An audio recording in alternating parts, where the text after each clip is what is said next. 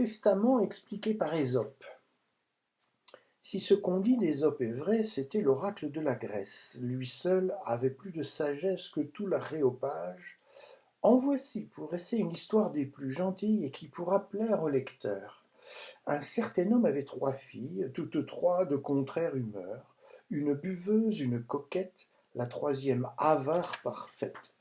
Cet homme, par son testament, selon les lois municipales, leur laissa tout son bien par portions égales, en donnant à leur mère tant, payable quand chacune d'elles ne posséderait plus sa contingente part. Le père mort, les 3 femelles courent au testament sans attendre plus tard. On le lit, on tâche d'entendre la volonté du testateur, mais en vain, car comment comprendre qu'aussitôt que chacune sœur ne possédera plus sa part héréditaire, il lui faudra payer sa mère? Ce n'est pas un fort bon moyen pour payer que d'être sans bien. Que voulait donc dire le père? L'affaire est consultée, et tous les avocats, après avoir tourné le cas en 100 et 100 000 manières, y jettent leur bonnet, se confessent vaincus et conseillent aux héritières de partager le bien sans songer au surplus. Quant à la somme de la veuve, voici, leur dirent-ils, ce que le conseil treuve. Il faut que chaque sœur se charge par traité du tiers, payable à volonté, si mieux n'aime la mère en créer une rente, dès le décès du mort courante. La chose ainsi réglée, on composa 3 lots. En l'un, les maisons de bouteilles, les buffets dressés sous la treille, la vaisselle d'argent, les cuvettes, les brocs, les magasins de malvoisie, les esclaves de bouche et, pour dire en 2 mots, l'attirail de la goinfrerie. Dans un autre, celui de la coquetterie, la maison de la ville et les meubles exquis, les eunuques et les coiffeuses et les brodeuses, les joyaux, les robes de prix. Dans le 3e lot, les femmes, le ménage, les troupeaux et le pâturage, valets et bêtes de labeur.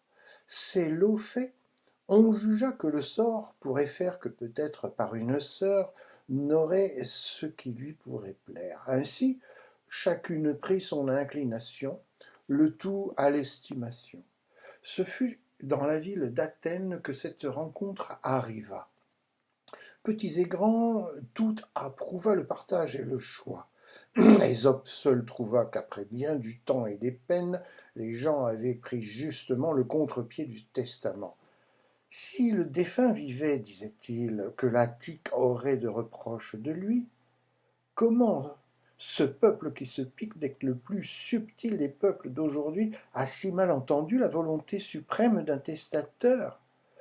Ainsi, ayant parlé, il fait le partage lui-même et donne à chaque sœur un lot contre son gré, rien qui pût être convenable, partant rien aux sœurs d'agréable.